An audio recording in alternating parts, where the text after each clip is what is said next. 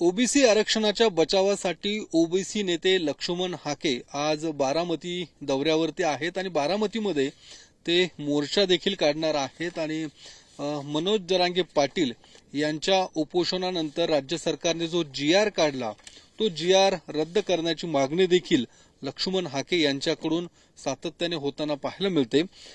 लक्ष्मण हाके आता बारामतीकडे निघालेले आहेत। आता आपण जेजुरीच्या पुढे आहोत आणि काय नेमकं हाकेंचं म्हणणं आहे ते जाणून घेणार। तुम्ही आज बारामतीमध्ये पोहोचतायत आणि बारामतीमध्ये मोर्चा काढतायत। बारामतीमध्येच का मोर्चा तुम्ही असं बारामतीमध्येच मोर्चा काढावा हे का ठरवलं? हे बघा, आम्ही वडीगोद्री, घनसावंगी, जालना जिल्ह्यात गेलो तर ते म्हणले तुम्ही वडीगोद्रीलाच का आला, अंतरवलीलाच का आला। पुन्हा म्हणले तुम्ही बीड जिल्ह्यामध्येच येत आहे।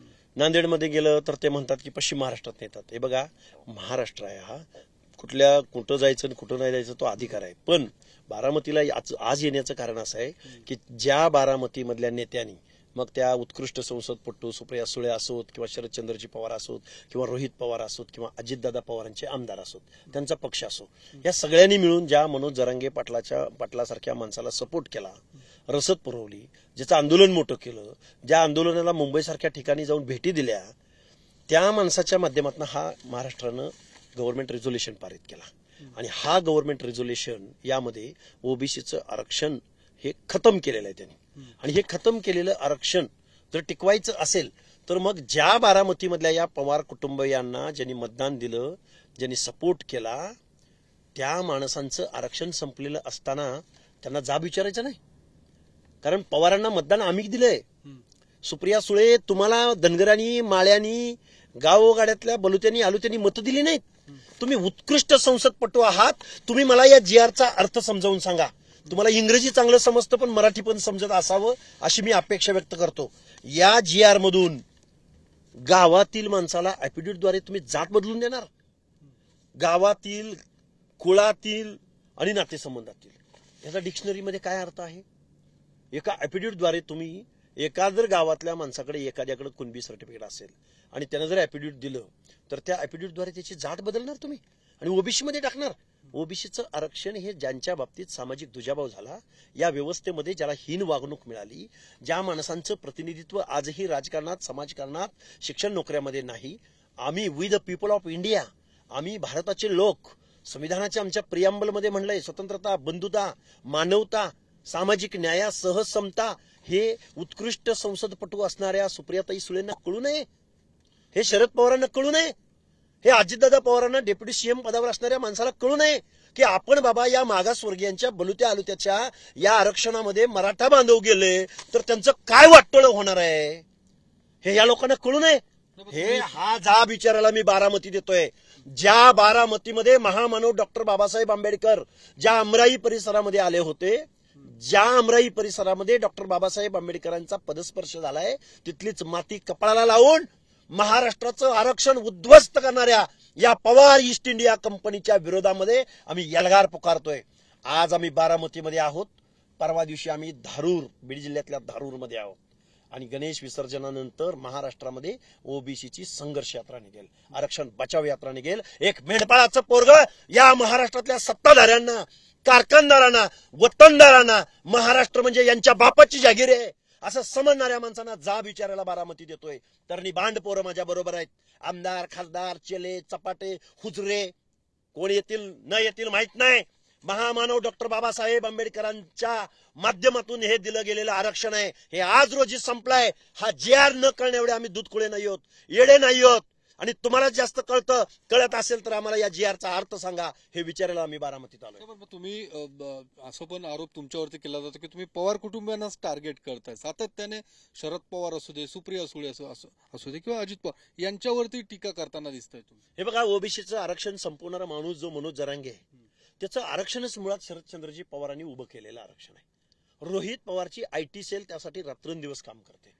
काल परवा मुंबईमधल्या त्या पेंडालमध्ये सुप्रियाताई सुळेंनी जाऊन त्यांना सपोर्ट करण्याचं काम केलं। राजेश टोपे नावाचा शरदचंद्रजी पवारांचा मानसपुत्र रात्रंदिवस या मनोज जरांगेला रसद पुरवण्यापासून ते हर एक काम करतोय। त्याचबरोबर शरदचंद्रजी पवारांच्या तुतारीवर निवडून आलेला बजरंग सोनवणे हा रात्रंदिवस उघड भूमिका घेऊन, आणि पुन्हा अजितदादा पवारांच्या पक्षाचे प्रकाश सोळंकी आणि विजयसिंह पंडित ही माणसं काय करतात? नाही का मग बारामतीमधून? बरं, विरोधकांवर तर आम्ही टीका करतोयच, पण अजितदादा पवार सत्तेमध्ये आहेत ना, त्यामुळं पवार फॅमिली ही सत्तेच्या बाहेर कधीच राहत नाही. पवार फॅमिली महाराष्ट्राच्या राजकारणामध्ये गेल्या कित्येक दशकापासून आहे आणि त्यांनीच या सगळ्या गोष्टीचा बट्ट्याबोळ करून ठेवलेला आहे, असं माझा आरोप आहे. माझं चुकत असलं तर तुम्ही सांगावं पुढे येऊन. तुम्ही हे सगळं मांडतायत, पण दुसरीकडे ओबीसी नेते बबनराव तायवाडे म्हणतायत की ओबीसी आरक्षणाला कुठेही धक्का लागत नाही या जी आर मुळे. त्यांनी उपोषण देखील आता सोडलेलं आहे आणि तुम्ही म्हणतात की याच्यामुळे ओबीसीचं गळा घोटला जाईल किंवा ओबीसीवरती अन्याय होईल. हे बघा, मी वाचून दाखवतो तुम्हाला. या जी आरच्या प्रस्तावनेची शेवटची ओळ वाचवतो. अख्खा जी आर, हा जी आर एवढा सुमार दर्जाचा जी आर आहे, तुम्हाला ती ओळ वाचून दाखवतो. मराठा समाजास जात प्रमाणपत्र मिळण्याच्या प्रक्रियेत अधिक सुलभता यावी याकरता शासन खालीलप्रमाणे निर्णय घेत आहे. मराठा समाजास जात प्रमाणपत्र देणं आणि ओबीसी मध्ये घालणं, म्हणजे मराठा समाजास कुणबी सर्टिफिकेट देणं आणि ओबीसी मध्ये घालणं, कसा टिकेल ओबीसी बरं? आणि या राज्यकर्त्या लोकांच्या स्पर्धेमध्ये गावगाड्यातला बलू तालुका टिकेल? मला एक उदाहरण देता का हो? मी महाराष्ट्राला प्रश्न विचारतोय.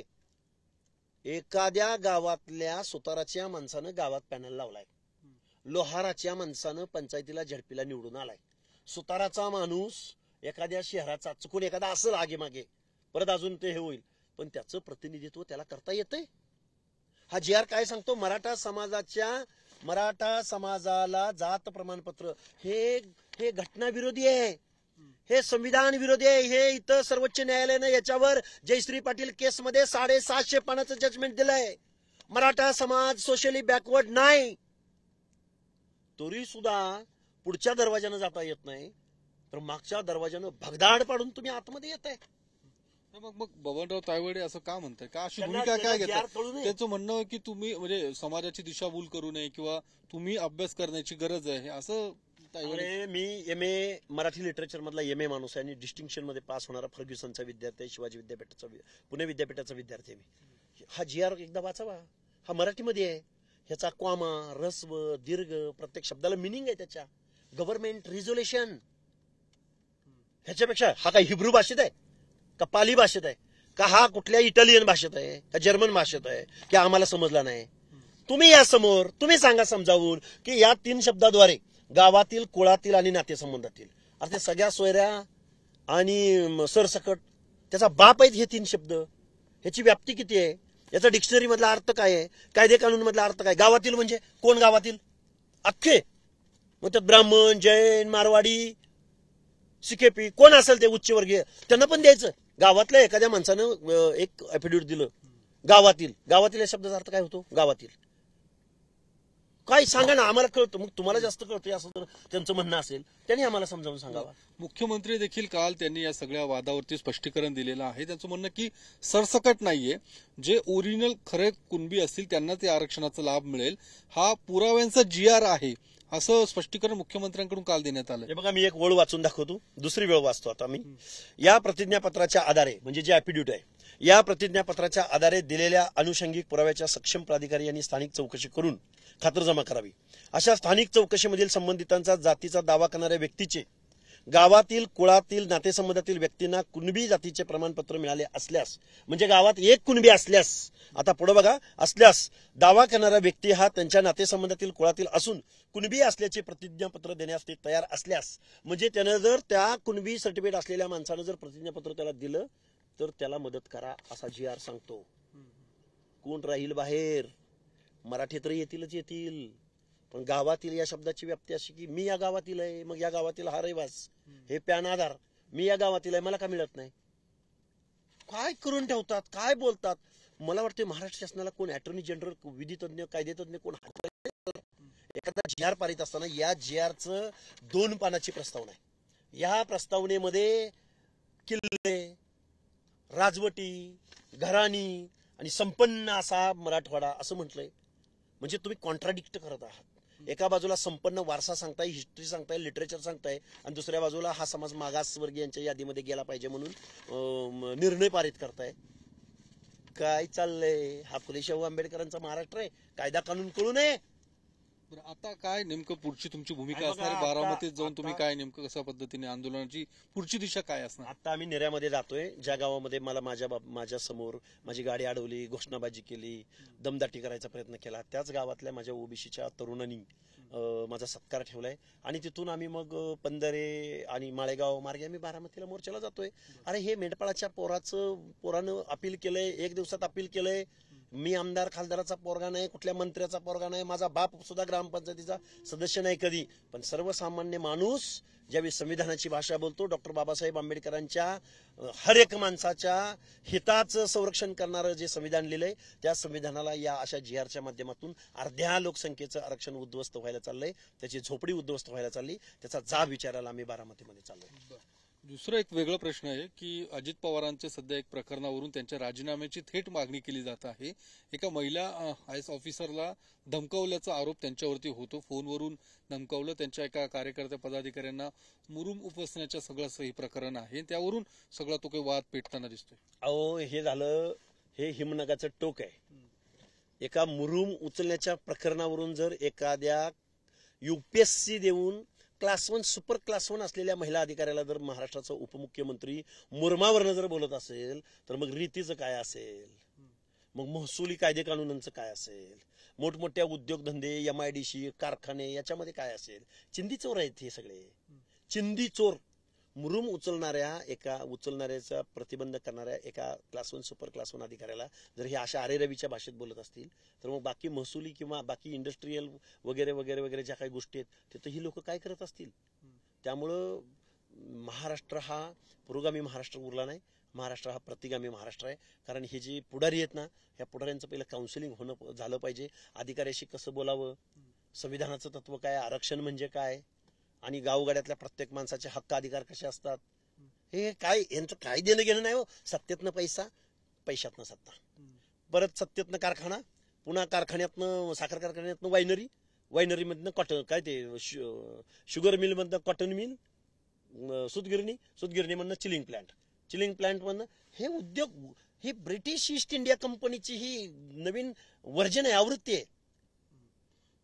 तुम्ही देखील राजीनाम्याची मागणी करताय दादाची? हे बघा, जो कोणी कायदा मोडत असेल तर काय कायद्यासमोर काय दादा म्हणजे कोण आहेत? कायद्यासमोर सगळे समान आहेत. एका प्रशासकीय महिला अधिकाऱ्याला जर असं अरेरवी जर बोलत असतील, तर मला वाटतं हा खरं प्रश्न त्यांनाच विचारला पाहिजे. तर आपण ऐकलं लक्ष्मण हाके आता नेरत पोहोचतायत आणि या सगळ्या ओबीसी बचाव आंदोलनासंदर्भात ते आता आंदोलनाची हाक देखील दिलेली आहे.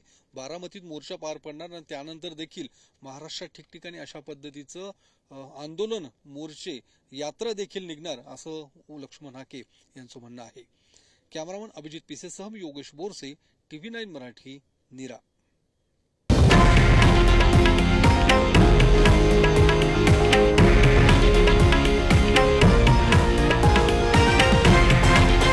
हे आहे देशातील नंबर 1 न्यूज नेटवर्क आणि आपण पाहत आहात TV9 मराठी, एकमेव.